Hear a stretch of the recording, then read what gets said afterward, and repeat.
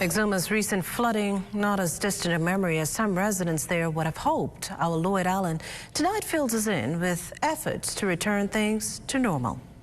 This has been a very unusual event for Exuma. We hadn't seen this type of flooding since our experiences with hurricanes and very heavy downfalls. Several weeks ago, severe flooding hit in parts of Exuma, one of the hardest hit settlements, the Forest. Today, we spoke with one of those residents who is still on the road to recovery and said that she is hopeful that the government's promise of assistance will pan out. My stove is finished, but I have a portable stove that I use with canned gas.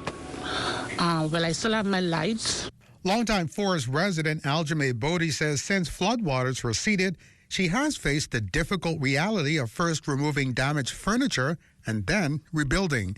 A saving grace, however, to her home structure, hardwiring installed above standard levels. I know we live in a flood-prone area. When we got the wiring done, we had the guy put the plugs, the socket higher than usual. Bodie is among a number of residents impacted from that rogue downpour. And as you may recall, persons seeking relief were asked to submit claims to the government, including pictures of damage as well as items or appliances lost.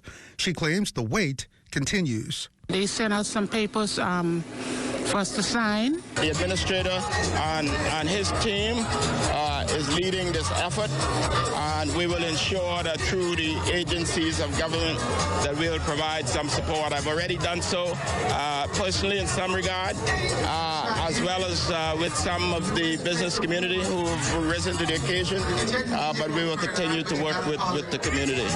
Member of Parliament for the area and Deputy Prime Minister, the Honourable Chester Cooper, maintains that relief efforts continue. The water has substantially subsided except for a few areas. Clearly there are some very low-lying areas in the Hart and Stevenson area.